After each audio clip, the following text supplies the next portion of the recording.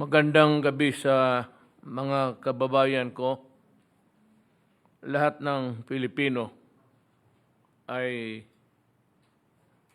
mahal ko kasi kadugo ko. At pinag-usapan natin ngayon itong mahirap na sitwasyon dito sa atin.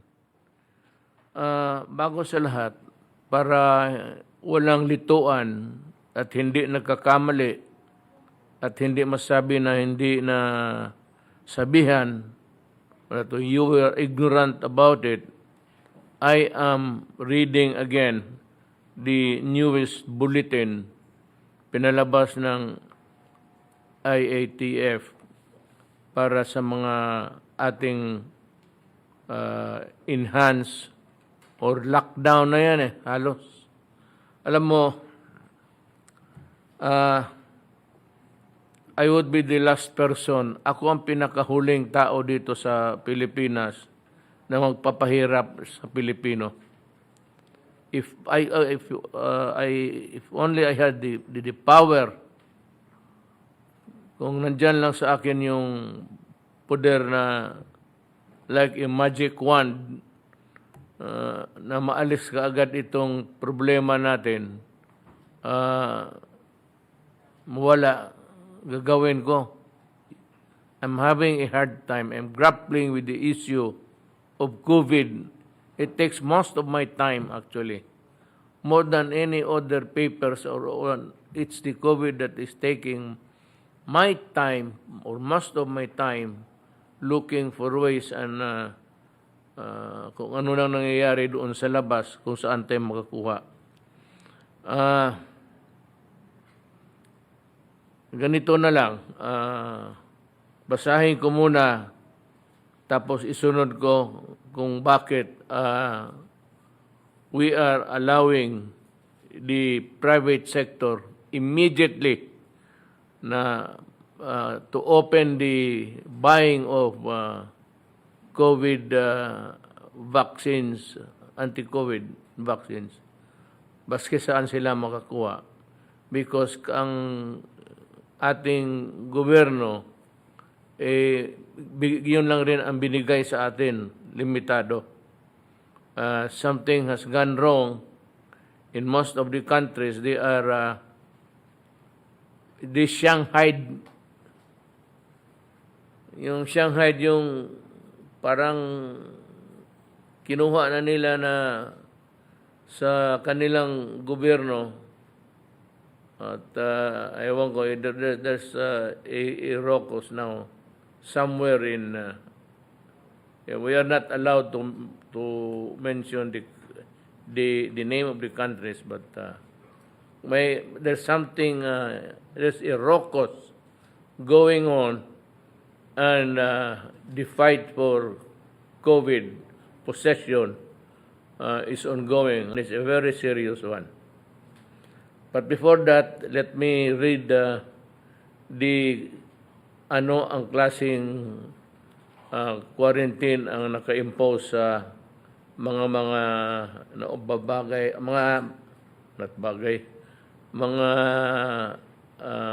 places, local governments na naghihigpitan. I'll start by reading the places that are under enhanced community quarantine. Kagaya yan sa una, halos back to zero tayo dito. NCR, Bulacan, Cavite, Laguna, Rizal.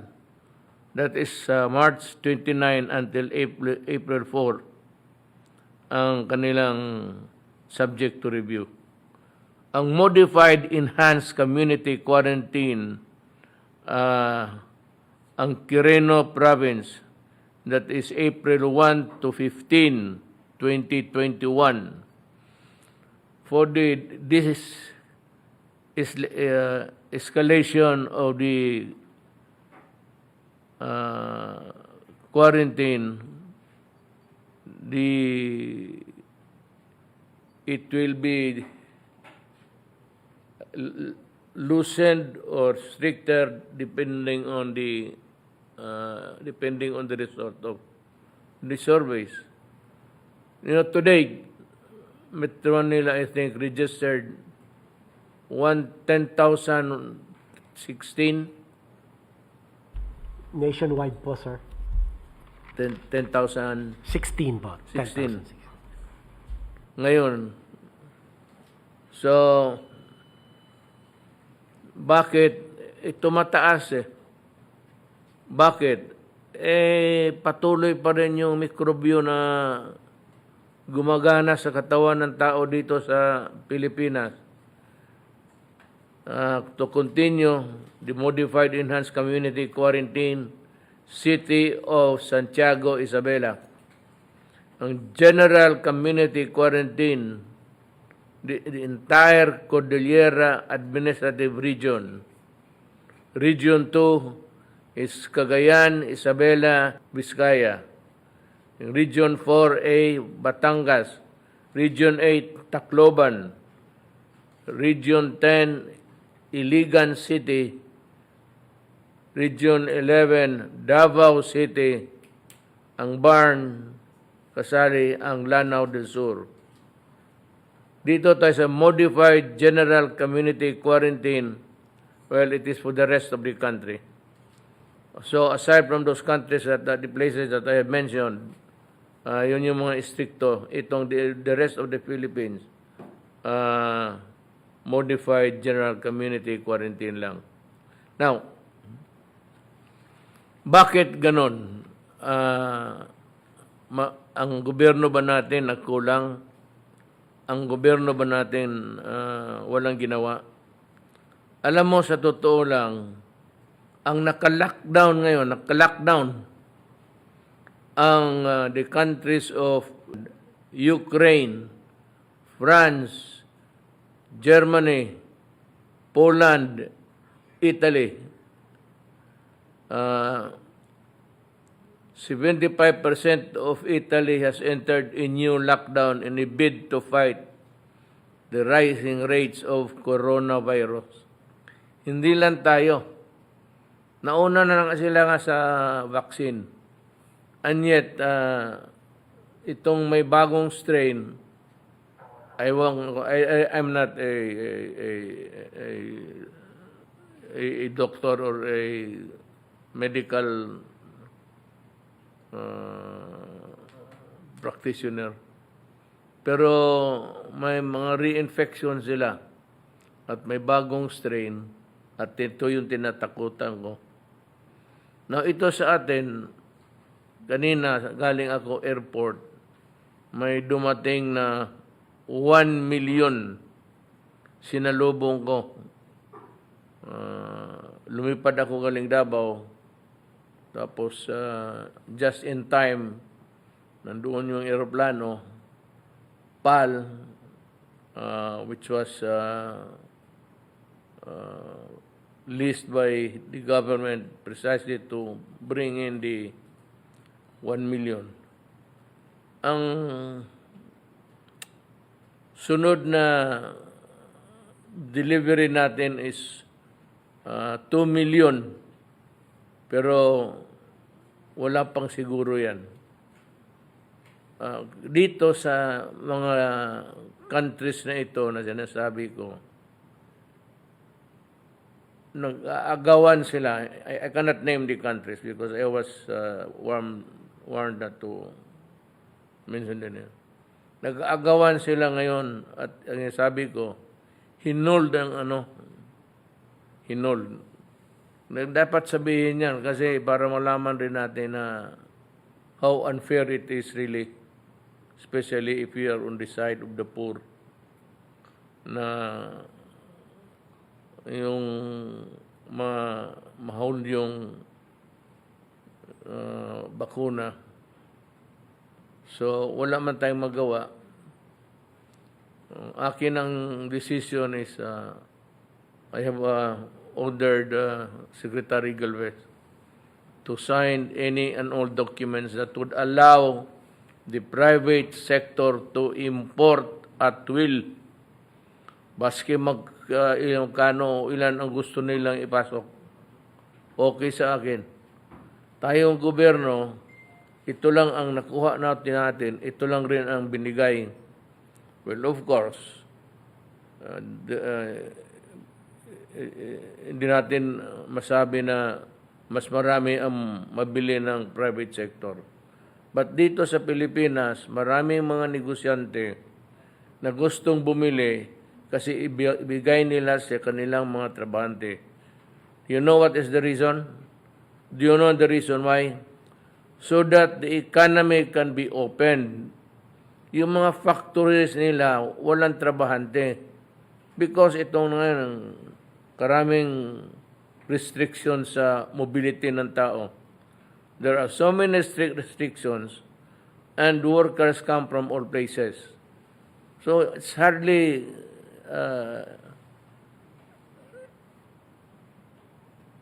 doubly hard for government really to alam mo itong, teka muna ha, let me give you this warning. Pati magprangkahan tayo.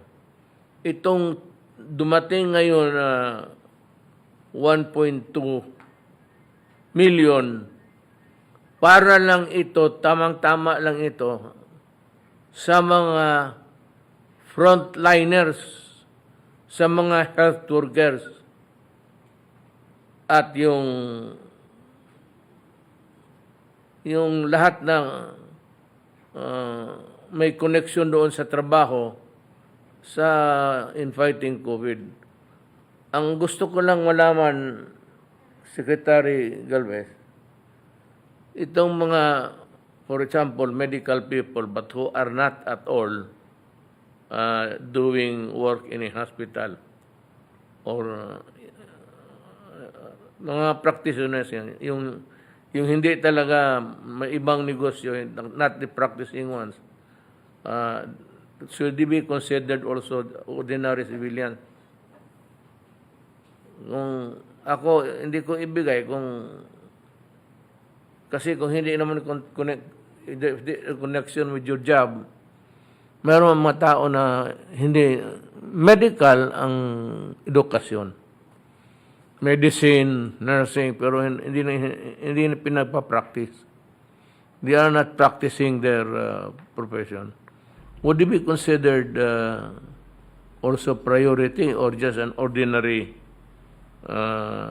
citizen who should be in line doon sa priority? Tama po kayo, Mr. President. They will not be considered as healthcare workers for the simple reason, sir, na yung risk exposure nila halos wala compared to the healthcare workers in the hospitals, both local and national, both public and private po, at mga iba pang mga facilities, ang ating pong mga isolation quarantine facilities, yung pong ating mga barangay health workers, yung ating pong mga doktor sa mga AFP, PNP, yan po talaga kasama po yan sa A1 at sila po yung binibigyan natin ng prioridad. Ngayon, kung doktor na hindi naman nagpa-practice, halimbawa, negosyante naman sir, walang risk exposure in the same manner that healthcare workers who are actually working in the healthcare facilities are exposed. Yun lang po. Tama po kayo, Mr. President. They have to be considered as part of the general population and must follow the pecking order in the prioritization, sir. Just be on the reasonable side. Kung ano lang yung reasonable.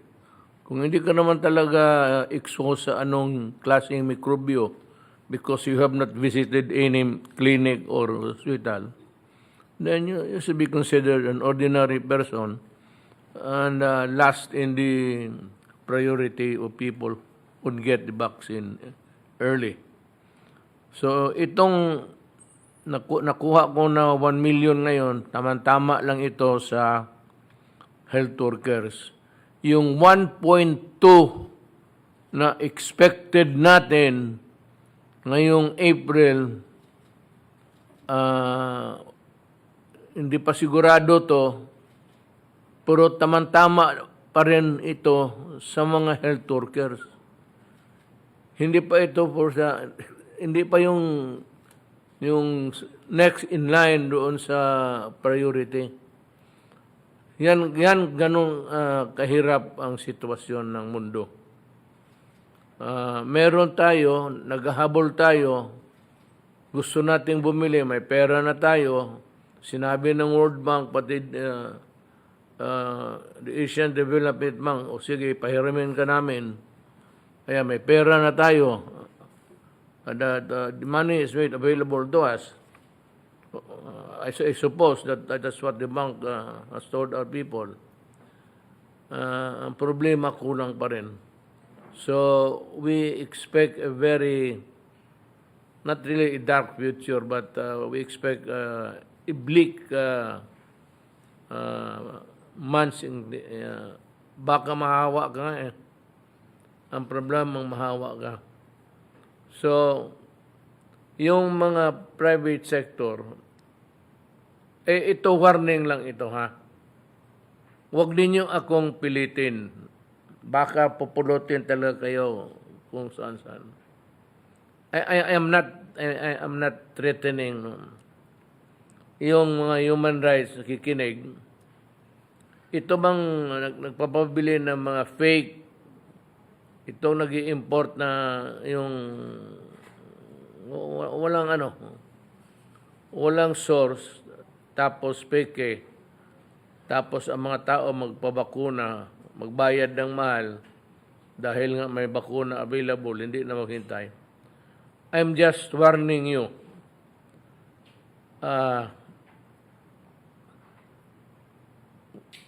Wag kayong magkamali dito na hirap na ang Pilipino tapos dagdagan mo ng ganitong pamaraan ng hanap buhay. Pupulutin ka talaga kung saan. Hindi ako nagbibiro. Pupulutin ka kung saan ka itapon. Wag mong gawin ninyo yan. Wag warning ka. Magpeke na kayo ng mga candy dyan, pati wag itong medisina. I'm warning you. I say it now. I'm saying it again. And I will not say it anymore. Huwag kayong magkamali dito. Talagang,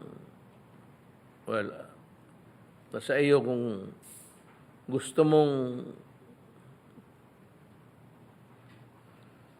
mo na, panahon mo, sige. Hahanapin kita at ibigay ko sa iyo ano ang dapat para sa iyo. Ganito lang ang mundo eh. Hindi mo mapigil yung mga ganitong klaseng krimen.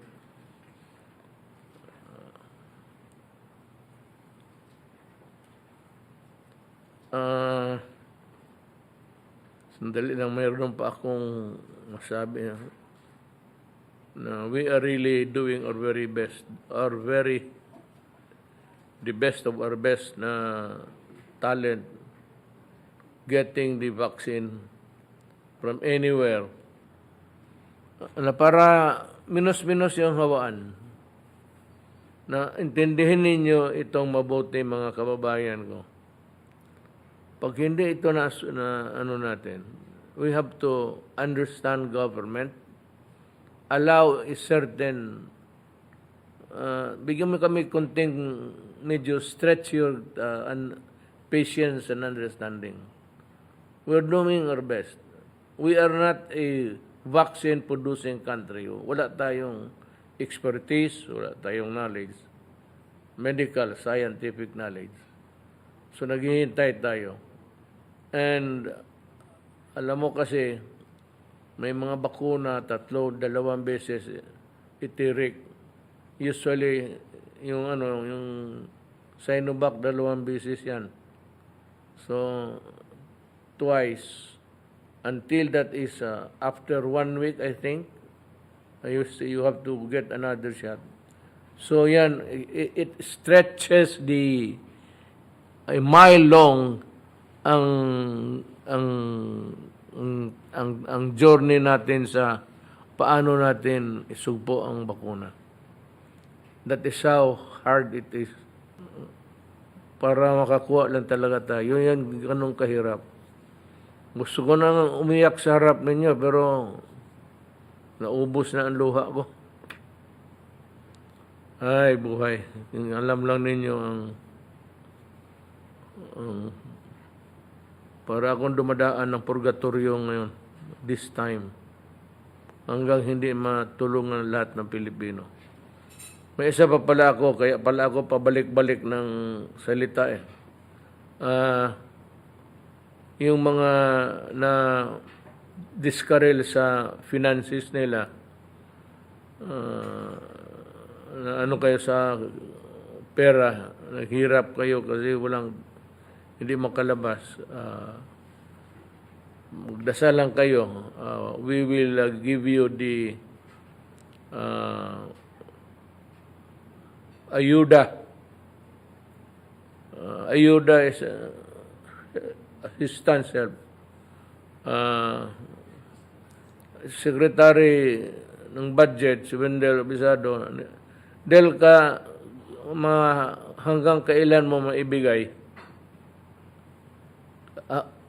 When can you make the distribution? And explain to us how do you propose to do the distribution this time? Good evening, Mr. President, and everybody in attendance. Very briefly, can I request the Secretariat there to please share the slides? This is how we're proposing, Mr. President, the supplemental amelioration program for those affected by the enhanced community quarantine in the NCR Plus and the 4 provinces. Mr. President, the proposed supplemental amelioration program will be given as soon as we receive your approval, Mr. President, because the memorandum addressed to you is with, if I'm not mistaken, with the Office of the Executive Secretary now. So, do you know if this do you know if it is already in my desk? Yung panggabi ko na study room, wala pa. Because kung nandoon na yan, pipirmahan ko kaagad this time. After this, diretso na ako doon sa bahay. Upuan ko na lang kung saan na ang papel ngayon. But kung wala, I'd like to request the CES to expedite soonest. Sige, Del. yes, Mr. President, ganito lang po yan. Ito po yung makita nyo sa first column, yung mga local government units na covered at ang total population po nila based on the latest estimates from the Philippine Statistics Authority. At out of the total population, Mr. President, ang i-cover po natin is at least 80%, no? Nung total population. Kaiba ito nung last bayanihan 1 natin, 75 lang. Ito ngayon, talagang dinagdagan pa natin, ginawa na nating 80%. So kung sa NCR po, ang 80% po dyan, abutin ng mga 11.2 million. Sa Bulacan, 3 million. Sa Cavite, 3.4 million. Sa Laguna, 2.7 million. At sa Rizal, 2.6 million, or a total of 22.9 million. Next slide, please. Diretsuhin kita. May pera tayo. Meron, Mr. President. Meron po. Kakaasa po kayo, may pera po tayo. Ito nga pong funding source natin, 23 billion po. So makita natin dun sa total kanina, umabot lang ng 22.9.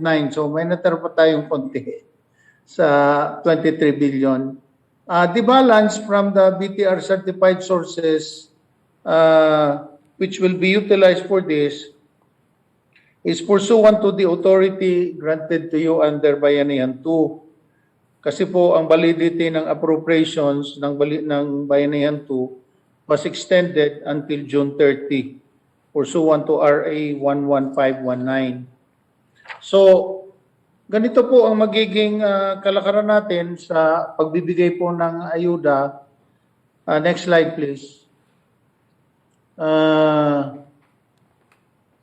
Makita po natin na ang ating ibibigay ay 1,000 pesos per individual and not more than 4,000 per family. Opo.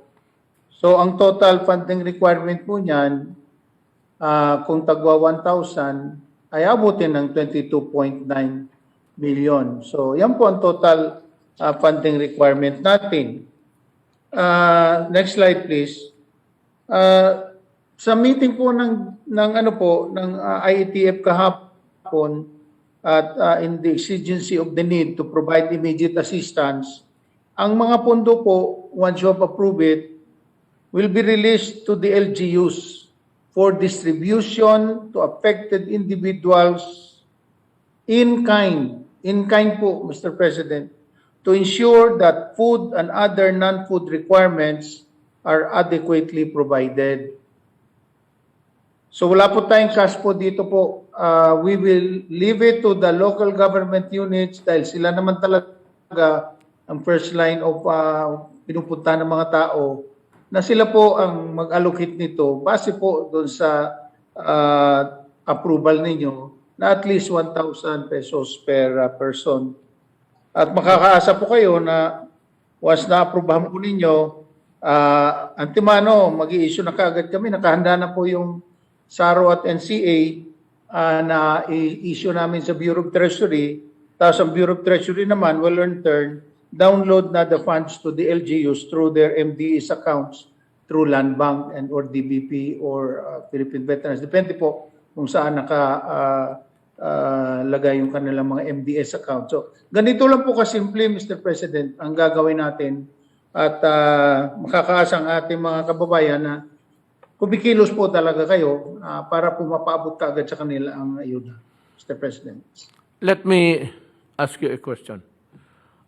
How sure would we be na dadating talaga doon sa tao na were intended to benefit from this?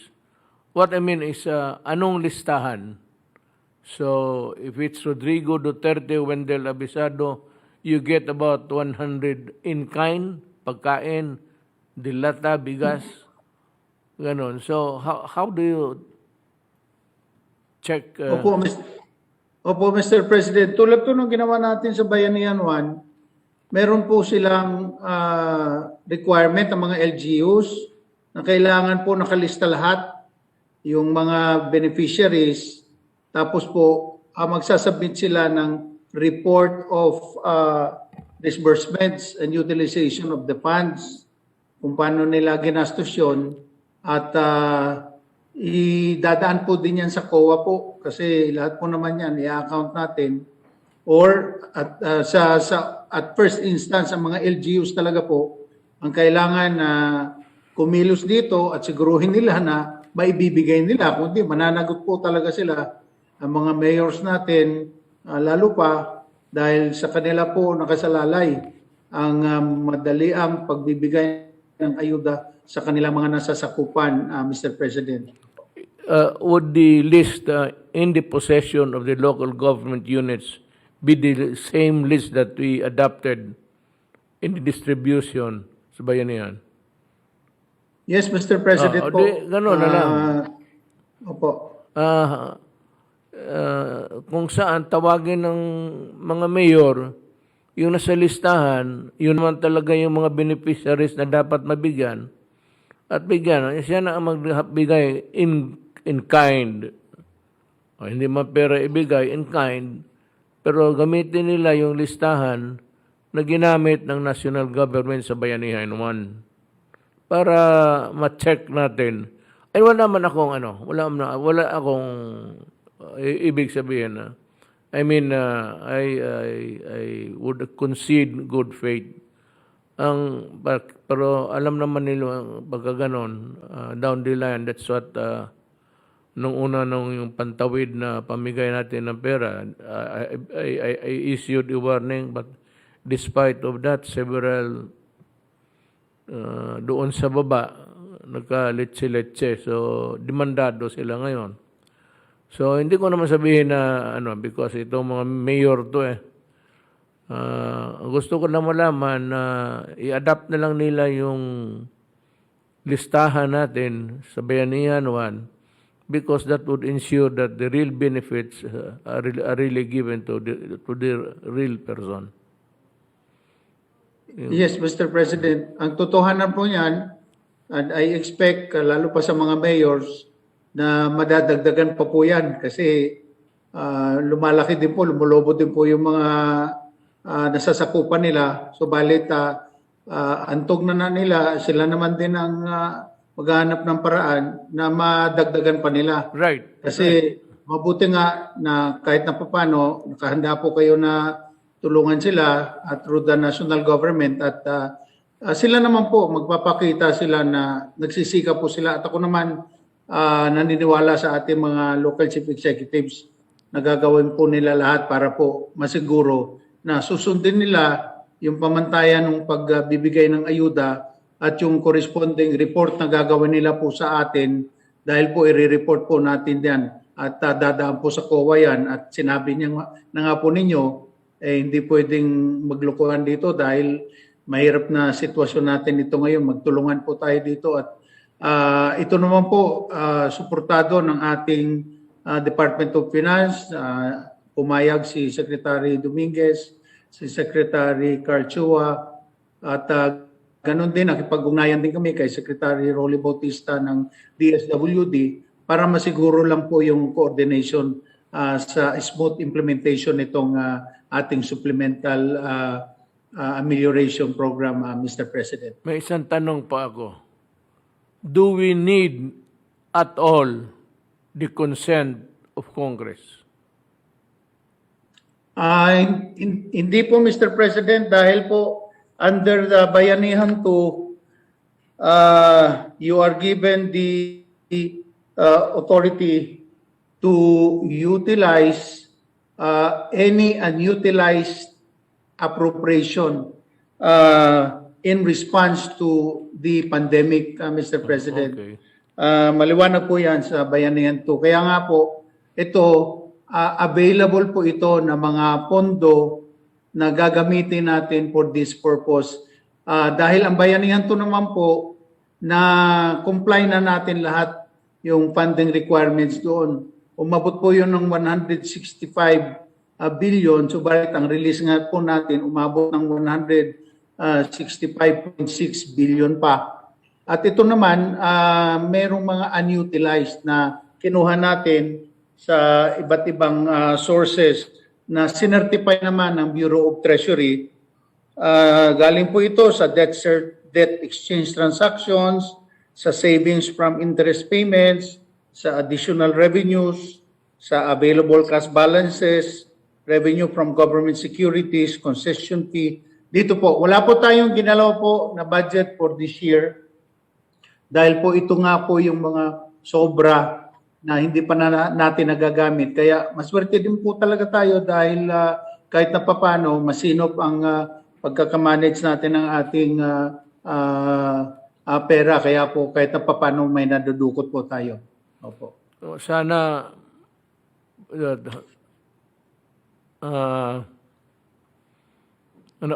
ano ba tayo ngayon?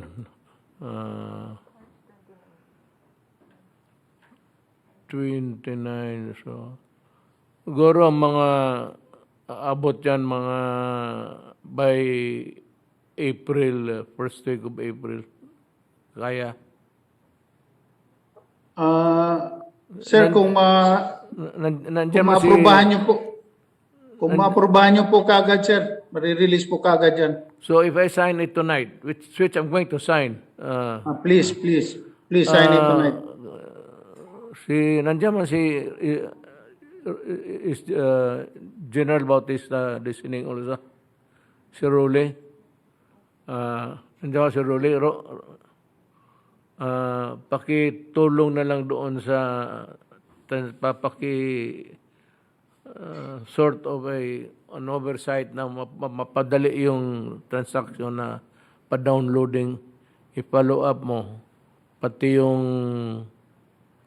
you do the counter-checking after the distribution of the goods para ang feedback mo dyan man talaga sa iyo bagsak yung mga lahat.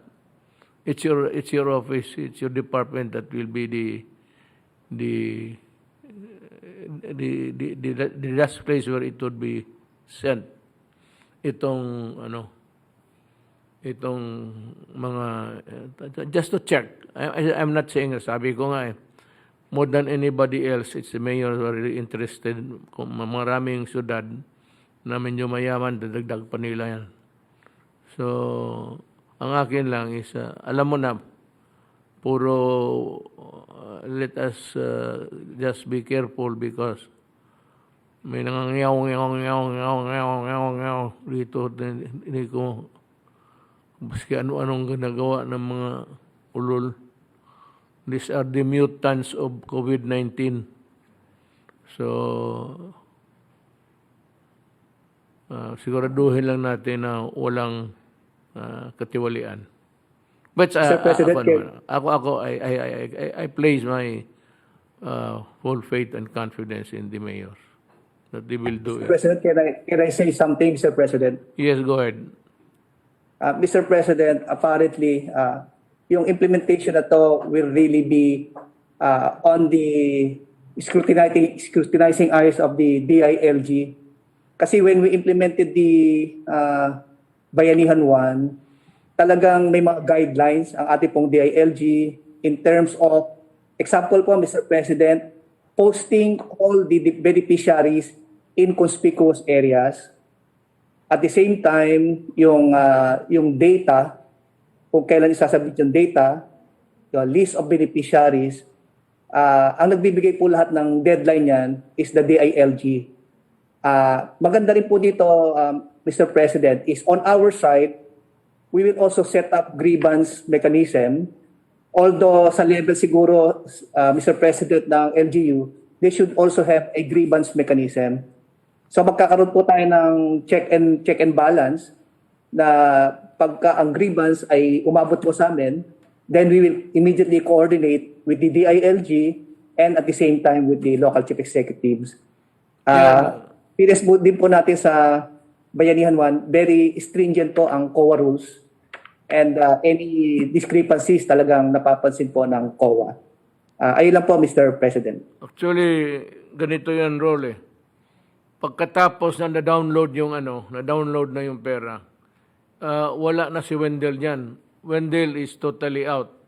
He has nothing to do with it anymore.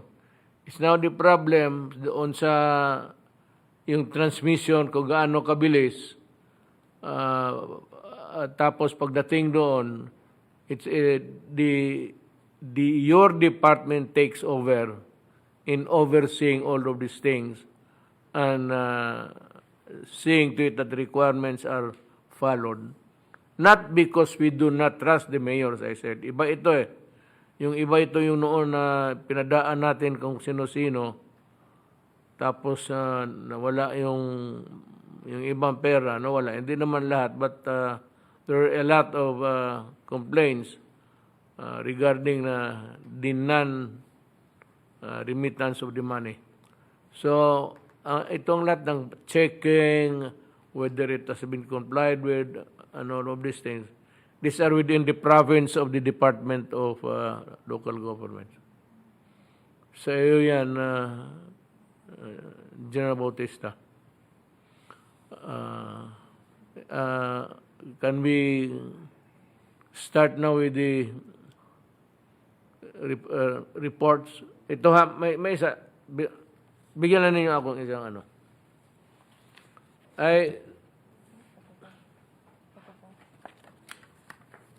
nandito sa harap ko, it's a list of suspended government personnel. The name is Danilo Yema, Junior Police Captain, grave misconduct for committing graft and graft practices. Suspended for 6 months. No. I'm ordering the papers of this case to be forwarded to my office. I will review. Ganito, Federico Javier, Police Master Sergeant, grave misconduct for committing graft and corrupt practices, suspended for 60 days. Arben Abelia, Police Corporal, grave misconduct for committing graft and corrupt practices. Roberto Descalar, Patrolman, grave misconduct for committing graft and corrupt practices, suspended for 60 days. Ronel Abarcar, Patrolman, grave misconduct for committing graft and corruption. You know, in graft and corruption, whether it is 1 peso or 1,000, it's still the same. So, pagka itong inang graft na ito, pagka graft and corruption, diretso yan, dismissal. Kung sinong opisina nito nag-handle render the decision, kindly forward all of the papers to my office, to the executive secretary. At I do not agree with just suspension. Graft and corruption is dismissal. Police, fireman, mayor's office, o mayor, governor, corruption is a serious offense. Ilagay mo, ibalik mo yan, suspended for 60 days. Magbakasyon lang yan, tapos maggagawa na naman kalukuhan. They should be removed. Basta, I would like to address now to all that sa gobyerno. Basta graft and corruption, dismissal talaga. Do not give me that shit of suspension. It's a very serious offense, and they're parang, you know, they're microbes in the organization, and they will continue to do it again and again until next time mahuli na naman sila another suspension, to which I do not agree. They should be dismissed. Maraming Pilipino sa labas naghahanap ng trabaho. Hindi ko kailangan itong mga... I do not need you in government. Maraming graduates sa criminology every year, sobra-sobra. Tapos magtiis ako sa inyo. Puta, bakit ako magtiis sa isang gago? Marami naman diyang gustong pumasok. Graft and corruption dismissal. That's 3019, Republic Act 3019 is graft and corruption. The punishments, the penalties there are almost severe. Tapos dito, ilagay mo lang sa suspension, kalukuhan yan. Paalisin mo yan kasi maraming naghihintay ng applicants na matino. Bigyan natin ng panahon ng ibang Pilipino na makapaghanap ng trabaho. Who's going to do the first reporting? Secretary Duque, you have something to say for today? Good evening, Ginoong Pangulo, Senator Bongo, Chair of the Senate Committee on Health, at aking po mga kasama na miyembro ng Interagency Task Force and fellow cabinet members, at sa ating po mga kababayan, magandang gabi po sa ating lahat. Dalawa po ang bahagi ng akin ulat ngayong gabi. Isa po, una, yung ating pong usual na COVID-19 situationer. At ikalawa po, magbibigay kami ng updates on biosurveillance at pinaigting na hakbang para po sa NCR at mga karatig na lugar. Magsimula po tayo sa COVID-19 situationer at ito po ang mga pangunahing mensahe. Una po, ay nakitahan natin na patuloy ang mabilis na pagtaas ng ating mga kaso. Ang nararanasang pagtaas ay hindi lamang po nanggagaling sa iisang sanhi, ngunit ito ay dulot ng kombinasyon ng pagsasawalang bahala sa minimum public health standards at sa pagpasakatuparan ng prevention, detection, isolation, treatment, and reintegration na mga pamamaraan para masugpo ang COVID-19. Lalo na ang halaga ng pagtapos ng isolation o quarantine period at ang pagtaas ng mobility ng mga mamamayan kasabay na pagbagal ng ating pagtukoy o pagdetect sa mga aktibong kaso. Ito ay maaari rin napabilis ng mga variants katulad po ng UK variant at ang South African variant. Kasabay ng pagtaas ng mga kaso, tumaas rin ang ating healthcare utilization rate at the regional and provincial levels, kabilang ang ating mga highly urbanized and independent component cities, pati na rin ang ating pong mga ICU utilization rate. Kinakailangan maglaan ng humigit kumulang 50% ng authorized bed capacity ang lahat po ng ating mga pampublikong ospital at 30% naman ng pribadong ospital para sa COVID-19 patients, higit pa sa panahon na may surge. Pangatlo, kaagibat po nito, dapat rin pataasin ang kapasidad ng mga isolation at quarantine facilities upang hindi magdagsaan sa mga ospital po ang mga asymptomatic at mild cases. Kailangan na maabot ang 1 bed to 1,000 population ratio para po sa atin isolation capacity.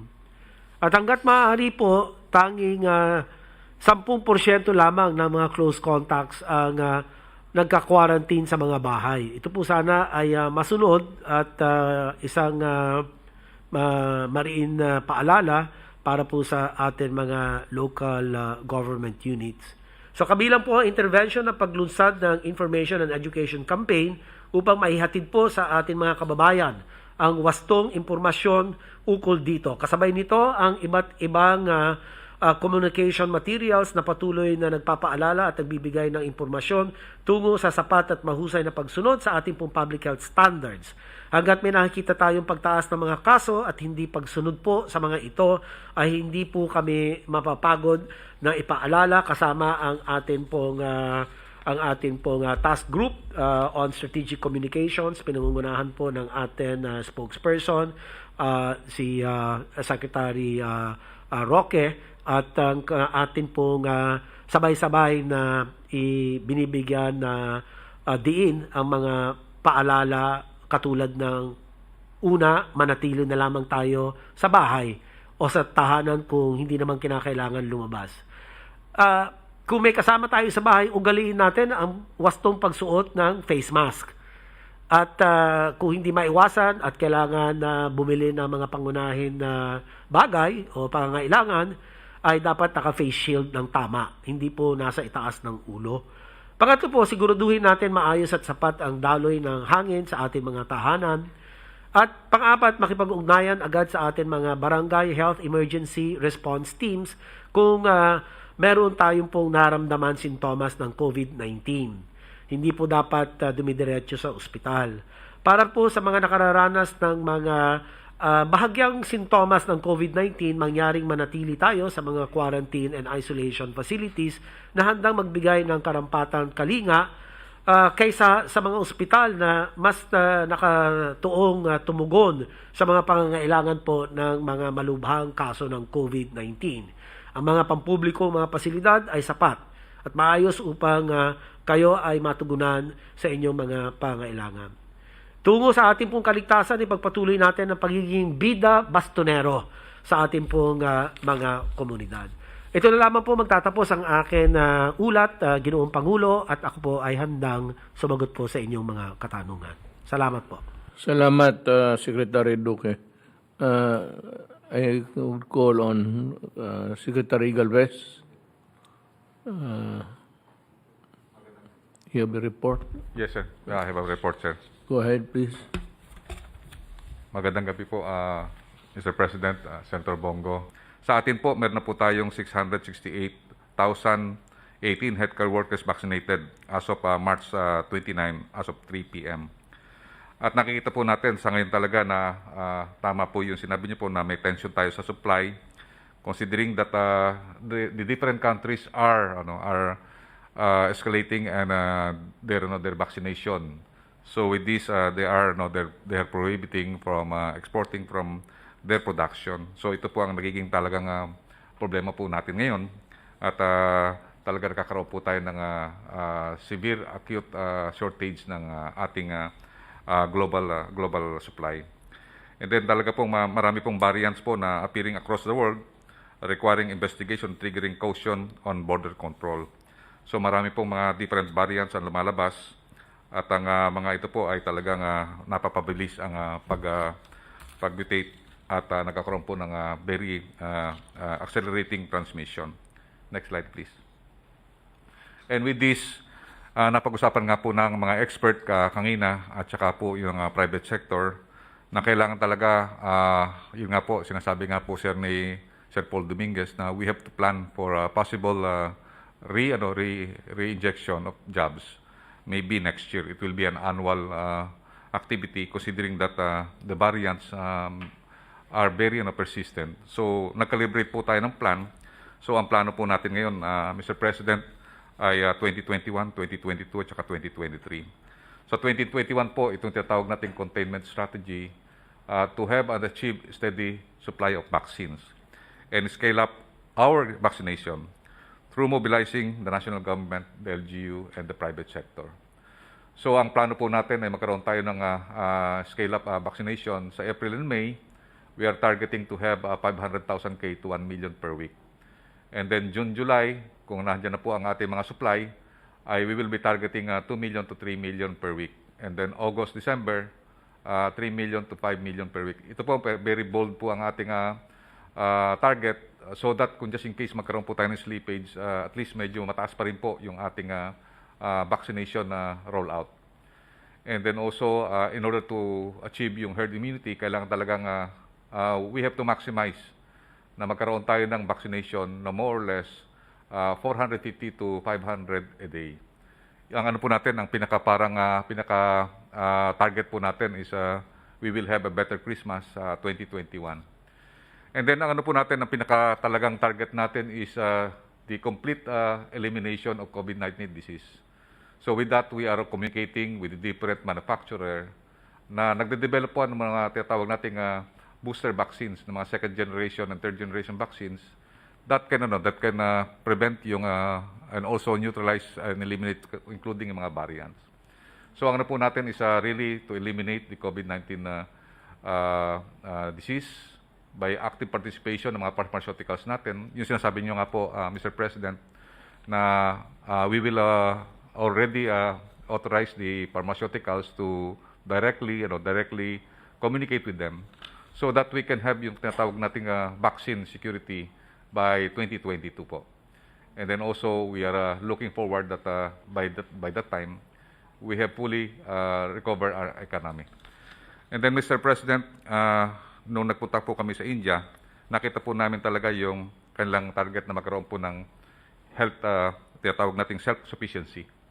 Yung pangarap po natin na magkaroon po tayo ng mga vaccine, ay kung titingnan po natin, noong 1939 po, tayo po ang donate sa China na mga vaccine. At yung yung kinakausap po namin yung vaccine expert panel, parang naaalala niyo po, yung sinabi niyo po na nagkakaroon tayo ng parang reward para sa 50 million.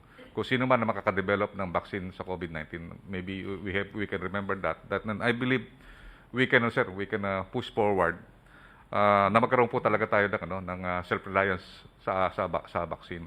Kasi po, nung nag-usap po kami ni Ambassador Bacaching, Mayor, sinabi niya po talaga na kailangan talaga na magkaroon po tayo ng tinatawag na health security. Meaning, ang ating mga gamot ay mapababa po kung meron tayong sariling manufacturing capability dito sa ating bansa na ginawa po ng India when they were given independence by the British government. So yun po ang isang nakita po namin na magkaroon po tayo sana ng aside from the universal healthcare law, magkaroon po sana tayo ng Health Security Act na yung ating DOH at ang ating healthcare system will be modernized. Parang katulad po ng modernization na ginawa po natin sa Armed Forces of the Philippines. Para makakop po tayo sa susunod na mga tawag na pandemic. So to 2023, at least we can start yung health self-sufficiency to next pandemic so that we can prepare just in case na magkaroon po ng next pandemic. Next slide po. So ito po sir ang status ng rollout po natin sa ngayon. Meron na po tayong 1,233,500 na na-deployed na vaccine, which is comprises yung 80% of our total vaccine. Kasama na po ito yung 400,000 na dumating nung donation po ng China. So sa ngayon po, meron na po tayo na vaccinate na 668,018, which comprises yung 81.65 ng ating target na first dose. May na-deploy na po tayo ng first dose. So malaki na po ang nakuha natin, more than 80%. And then also, 43.79% over the total vaccine deployed and 39 or 40% over the total 1.7 million health workers. So meron na po tayong more or less 40,000. Kung makita po natin, Mr. President, kung makita natin yung total vaccination natin, nag-i-increase po. So first week, 35,000 po ang ating total na na-vaccinate. Noong second week, 170,862. Noong third week, nagkaroon na po tayo ng 179,626. And then noong fourth week, meron po tayong 279,028. Ngayon pong week na to, because of the lockdown, in-expect po namin baka bumaba kasi yung iba po hindi makalabas. Pero all of the mayors in NCR, they are committing na they will maximize yung vaccination po ng ating mga healthcare workers and also senior citizen. So yung vaccination sites po na natin na-activate ngayon ay almost half na po kasi ang po natin, expected po natin na mga vaccination site is 4,500 to 5,000. And then 771 cities and municipalities na po ang nako-cover po natin. At ngayon nga po, natanggap po natin yung 1 million na Sinovac na yung first tranche ng 25 million na ating procurement sa China. Sa April po, sigurado na po yung 1.5 million, Mr. President. Sa April, meron tayong Sinovac at meron na po tayong 2 million sa May na pirmahan na po namin ni Secretary Duque yung procurement order at hopefully ay darating po yun on time. Most likely, mga mid of April po. And then, meron din po tayong in-order po na Gamaleya, ito po yung Sputnik. Ang inire-request po sana natin 3 million. Pero ang nakomit po nila is 100,000 lang po. Pero sa ngayon po, nag-usap po kami ni Secretary Locsin at saka ni Yusek Dodo Dulay. Nakakausapin po nila si Prime Minister Lavrov. At titingnan po nila kung maiangat po ng 3 million. Talaga pong 3 million ang kailangan natin dahil kasi pwede po itong gamitin sa senior citizen yung po natin. Kasi sa ngayon po, meron po tayong limitation na hindi po dumating yung AstraZeneca na vaccine natin na galing sa COVAX. Sir, ito po yung inyong guidance na yung priority po nito dapat hindi natin binabiolate. Pero last meeting po namin, sir, considering that we have already have more or less 1 month na nailaan po natin sa healthcare workers, mayroon po tayong parang decision po ng NITAG at saka ng private sector at saka po ng ating mga espesyalista na pwede na po nating pagsamahin po yung A1, A2 at saka A3. Meaning, habang tinatapos po natin yung healthcare workers, pwede na po tayo magsimula sa senior citizens at saka persons of comorbidities. Kasi po yung presentation po ng ating mga international expert na pagka pinagsama po natin yung tatlo po na yan, sila po kasi ang may burden of disease. Yung tatlo po na yan. Kapati po yung senior citizen, sila po ang karamihan na mamatay. So ang ginagawa po ng mga expert katulad ng Israel at saka US at saka po yung Indonesia, based dun sa experience po nila, pinagsama po nila yon para bumaba po yung occupancy ng hospital. So parang tinutulungan na rin po natin yung healthcare worker na pagka wala pong na hospital na may comorbidities at saka po mga elderly, nawawala po yung burden of disease at saka yung burden of death. So ang ginawa po nating strategy ngayon is starting March ending March 31, pwede na po tayo magsisimula sa senior citizen. Kasi po yung po rin yung guidance nyo na madaliin po natin para yung mga mahihirap at saka po hindi kaya lalo na yung mga matatanda na indigent, kailangan mabigyan din po natin ng protection. You know, that is a good suggestion actually. I was about to, well, say a few things about the matter. Kasi ganito yan eh. Yung mga health workers lahat, yung sa priority A1, kailangan bilisan mo lang yung mga sila, they must go now, they must look for a way to have the vaccines ahead of time. Kung ngayon na, huwag na nilang tagalan because ang naghahintay yung sunod itong senior citizens. Ngayon, itong the other guys downwards, they have to wait for their turn. So, kailangan mabilisan. Pagdating ng bakuna, nandyan sila na. Dapat itong 1, 2, and 3, maybe, ma-lump into one na paspasan. When the bakuna is there, so we can move on to the rest of the population. So, that's what I'm about to talk about. Sir, sinabi rin po ng expert kasi kailangan we are racing against time. Dahil mabilis po yung virus at saka yung mga variants. Kailangan i-concentrate daw po natin yung vaccine sa Metro Manila at saka sa mga karatig niyang area. Kasi kung hindi po natin sila sir, maunahan po tayo, maraming mamamatay na mga elderly at saka mga may comorbidities. Tinatamaan po yung mga may sakit sa puso, yung may renal patient. Pagka tinamaan po yan, talagang almost 50 to 60% talagang mamamatay po yan at saka talagang magkakaroon ng severe may intubate. So ang po sir, ang recommendation ng ating mga NITAG experts at ating mga from the health professional doon sa mga private sector, ang sabi po nila, we have to concentrate our effort para ma-contain kaagad natin at magkaroon ng herd immunity yung Metro Manila para po kaagad na makalaban po kaagad sa disease. Kasi ang nakita po natin, at least po natin 25% or 25 million na target natin nationwide, makuha po natin kaagad yung percentage ng 25% na kasi 25 million po yung target natin para po mawala yung burden of disease at saka burden of death. Kung maano po natin ng Metro Manila na 25% to 30% po yung makuha natin sa Metro Manila, makuha natin kaagad yung mga senior citizens at saka yung mga vulnerable. Bali po babagsak po yung yung tinatawag nating yung hospitalization at saka babagsak din po yung yung death. So ginawa po natin yung 1.4 million po natin. Ang ginawa po natin sa 1.4 million na Sinovac, i-deploy po natin po yan sa more or less 800,000 dineploy po natin sa Metro Manila area at saka sa 4 provinces and also Davao and Cebu. Yung mga matataas po yung mga po natin yung mga kaso. So yun po ang po natin na parang ang ginawa po natin, pinagsama na po natin yung A1 at saka A2 at saka A3.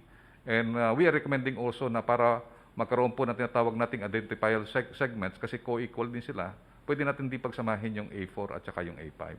And then next slide please. And then ito pong B1 to B5 para hindi na magkaroon ng sir. Kasi sir, na nagkakaroon po ng selosan. Bakit ako hindi kasama? Ako rin is essential worker. For example, bakit nauna yung overseas Filipino o nahuli yung overseas Filipino sa government workers. So ang recommendation natin sir, para simplified natin, pwede natin pagsamahin na yung B1 at saka B6 na co-equal po sila. Kasi parang ganun po nangyayari. Ako, nagtatrabaho rin ako. Ako rin frontliner din ako. So ang po natin, pwede natin gawin na the possibility na pwede natin i-combine yung B1 at saka hanggang B6. Kasi po yan talagang frontliners naman po yan Isang sila, they are frontliners. Either government or economic frontliners. Next slide please. So ito po yung ginawa po ng tatlong magagaling na countries. Ang ginawa po ng Israel, nung naka 15% po sila ng healthcare workers, tinira na po nila yung elderly. And then pagka once na naka 50% sila sa elderly, tinira nila yung merong mga may sakit at saka nandun sa home of the aged. Ganon din ang ginawa po ng US at saka ng Indonesia. So yung A1, A2 at saka yung A3, pinagsama na po nila. So ngayon po, nung March 1, nag-start na po tayo sa A1. Ngayon po, 39% na po tayo sa 39% na po tayo sa A1. So most likely, pwede na po natin magsimula tayo sa April 1, startan na po natin yung A2. Kasi po kung magko-concentrate tayo sa mga Metro Manila, tapos na po ng Metro Manila yung yung hanggang BHERTS, yung mga barangay health workers po natin. So ang susunod na din sir, yung mga senior citizen at saka yung may comorbidities. So pinaghalo po nila ngayon yung A2 at saka A3. And then sa May sir, pwede na tayo mag-start po pwede na tayo sa May, pwede na tayo mag-start sa A4 at saka sa A5. Kasi po yung sinasabi niyo nga po na naiinip na yung mga mahihirap. So yung A5 po, yun ang mga indigenous na tao. Yun po yung nandun po sa mga nakita natin mga informant settlers. And they also have the burden of the disease with that. So yung inano po ni Senator Bongo na mauna po ang mahirap, yun po ang nakita natin na isolusyon natin na kailangan po i-combine na lang natin po yung A4 to A5. Pagka dumating na po yung ating mga vaccine sa May, pwede na po natin pagsabay-sabayin po yung A1, A2, A3, A4 at saka A5. And we will discuss this thoroughly with the NITAG. And then sa July, nandun na po yung ating mga vaccine. Sinasabi naman po natin na kakaroon tayo ng prioritization only when we have a scarcity of vaccine.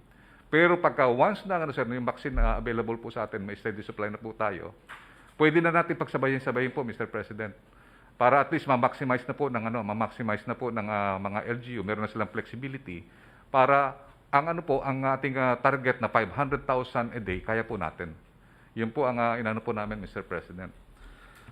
Then I believe yun lang po ang aking presentation, Mr. President, na ito po yung guidance niyo po na talagang madaliin na yung ating mga kababayan ay mabakunahan po kagad soon as possible time po. You know, I'm urging you to do it fast. I'm going to sign that document that you have been referring to. Immediately when titignan ko doon sa working table ko kung nakapatong doon, and I will sign it immediately. Sir, can I present? Can I have my presentation? Yes, go ahead. I would appreciate Yes, sir. it. Sir, to answer your question, sir, ito po yung Metro Manila experience sa mga nangyari for the last several days.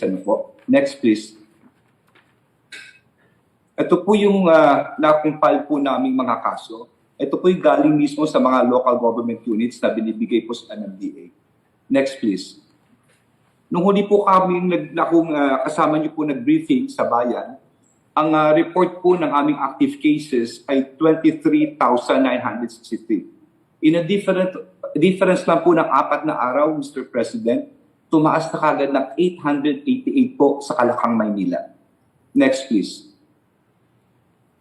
Well, yung pong pinag-uusapan natin kanina about contact tracing, about swabbing, talagang tama po kayo, magastos. Yung po ang ginawa dito sa Kalakang, Maynila, itong contact tracing, testing, isolation, lockdowns. Next, please. To go through this, sir, ang MMDA po ay nag-allocate ng 600 na contact tracers. At nagpapasalamat po ako sa pamunuan ng PNP. Sila po ay, andyan po si Yusek Bernie Florese, ng 362 contact tracers. Bukod pa po ito sa mga kinukuwang contact tracers ng mga mayor po sa Kalakang, Maynila. So napaka-gastos lang, pag-hire lang po ng contact tracers talagang iba po. Next, please. Yung pong pinag-uusapan po kanina natin mga testing, napakamahal po, Mr. President. Alam nyo, nagsimula po ito nung about 1 week ago. Nagbigay po ang National Task Force through Secretary Vince Dizon at saka andyan po si Sec Charlie ng kulang-kulang 25,000 na ano po ito, kits po ito sa Red Cross. Ang halaga po nito ay 100 million more or less. Talagang binuhos po ito sa Metro Manila. About 2 days ago, tumawag po ulit ako at tumingi ako ng tulong.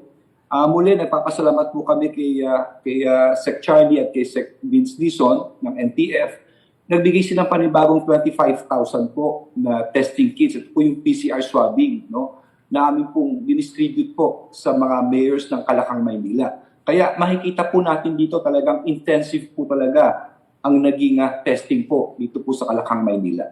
At sa mga susunod na araw po na meron po tayong ECQ. Next please. At hindi lang po yun ang magastos, Mr. President, no? At unang-una po, napapasalamat din ako po kay Secretary Briones at kay Secretary Duque dahil yung once ma-test na po namin at ma-contact trace, kailangan dali po namin sila sa isolation. Napakalaking bagay na pinahiram po ang mga eskwelahan dahil nakamura po tayo, no? Yung pong tinatawag na mga asymptomatic ay diyan po nilalagay sa mga eskwelahan. At malaking bagay ito dahil malapit lang po sa bahay nila. Ngunit yung iba po ay nilalagay po sa tinatawag natin oplang kalinga o yung mga hotel. Hindi rin po ang biro ang gastos po rito, malaki rin po, no? Sa ngayon po, Mr. President, ang occupancy rate na po ito mga isolation na tinatawag ay higit kumulang 82% na po ang kapunuan, no? Pero may buffer pa po tayong mga 18%. Next please. Yun naman pong mga mild positive asymptomatic na kinakailangan naman po na ma-check, ma-monitor ng mga doktor ay dito naman po natin nilagay. Sila po ay 77% na po ang kapunuan. Next please. Ngayon po, yung pong mga granular lockdowns na sa ngayon po habang nagsasalita pa ako itong araw na to, pagka-declare po ng ECQ, sa buong Kalakang, Maynila, sa 7 LGU ay kulang-kulang 192 granular lockdowns. Ito po ay maaaring kalye, maaaring mga barangay po, no? Talagang intensified po ito at hindi rin po biro ito, Mr. President, dahil ito po habang naka-lockdown po sila ay binibigyan ng ayuda po ito ng LGU. Pagkain, umaga, tanghali, gabi, no? Kung ano-ano mga in-kind po ito. Kaya hindi rin po biro ang gastos po rito. Next please. At ito po mga susunod na ECQ, Mr. President, nagpapasalamat po ako sa Secretary of National Defense and of course sa ating umuli sa ating DILG sapagkat po-provide po sila ng mga military trucks, mga buses, of course sa MMDA po sa aming himpilan dahil baka po dahil sa mga sasakyan ng ating mga frontliners. Next please. At habang nakasimta po, habang ginagawa po natin itong ECQ, ito mga testing, lockdowns, ang magandang balita naman, Mr. President, ay tuloy-tuloy naman po ang ating mga vaccination. No? Ito mga larawan na pinapakita ko, kuha po yan kanina lang. No? Na habang naka-ECQ tayo, maski na mahigpit tayo, nagte-testing tayo, nag-isolate tayo, ayan naman ang solusyon, sinasabi po ni Sec. Charlie Galvez. Tuloy-tuloy po yan sa iba-ibang lungsod. Next please. Ito pa po yung mga ibang larawan, iba-ibang cities po yan. Next please. At bilang panghuli, Mr. President, no, alam nyo, sa mga kababayan po natin, talagang mabigat ang kinakaharap natin. Nasabi nga ng ating Presidente, hindi lang tayo nag-lockdown. Andiyan ang Poland, ang Germany, ang UK. No. Alam ko, mahirap maiwan dahil dinirestrict po natin ang mobility. Pero muli, gusto kong magbalik tanaw po tayo na nung araw sa NCR talagang bigla nila nagulat because of this virus. Pero nasabi ko po nung briefing 3 days ago, may isa po ako sinusubaybayan na lugar at po ang Pasay. No? Dahil, bakit po Pasay? Dahil dito po nagsimula ang lahat eh. Dito po nanggaling yung variant, no? At bigla po siyang tumaas. Kung titignan po natin noong mga bandang Marso, talagang na-spike siya ng 220. No? Talagang, at ang ginawa ng Pasay talagang massive. Massive po na halos lockdown, nilockdown niya ang buong city. Pero it took Pasay 1 month. Mabigat po kay Mayora to. Siya nagpapakain, massive swabbing, massive testing, ang laki ng ginastos ng Pasay. 1 buwan po itong gamutan. Ngunit, ito magandang silver lining at sinasabi ko sa bayan. Naggastos na tayo, makikiisa ang bayan naman. Ano nangyari sa Pasay? Ngayon, unti-unti, mas konti lang bumaba po siya from 987 to 902. Kanina pinakuha ko ulit to 888. Ibig sabihin, itong 1 buwan na pinaghirapan nila halos lockdown, no? Eto. Kaya nga ang gagawin natin sa bayan natin ay parang ganito po, no? Next please. Next please. Ito po ginawa ng Pasay, ay, pakibalik lang. Okay. Nag-lockdown siya, nag-total lockdown siya. Tignan niyo contact tracing na ginastos niya from 7,000 to 30,000 isang buwan. Kanyang tinignan ng EPA hanggang third generation at ang swabe niya, Mr. President, hindi lang 6,000, 6,000 noong February hanggang ngayon, hanggang Marso, 17,000, ongoing pa po yan. It's so hard to quantify po ang gastos. Pero at the end of the day, next please, dahil sa alkalde, sa leadership ni Mayor Emmy, sa mga city officials, ang barangay captain, lahat nagtulungan, ang DOH, DILG, PNP, ang Office of the President, there is still a silver lining at the end of these things, sir. No, there's still light at the end of the rainbow. Kayang masolusyonan. No? At least konti lang po ito, pero kaya with what is happening right now. So yung pong aking report, Mr. President, at huli man, Mr. President, belated happy birthday nga po para sa inyo. Magandang gabi po. Thank you. Gusto ko lahat lumabas to. Para lalo na yung the earlier talk was malaman ng tao tsaka malaman ng mga mamamayan, lalo na yung mahirap, na hindi sila kinakalimutan, na sila ang may prioridad. So we cut this meeting. Gentlemen, thank you for your presence.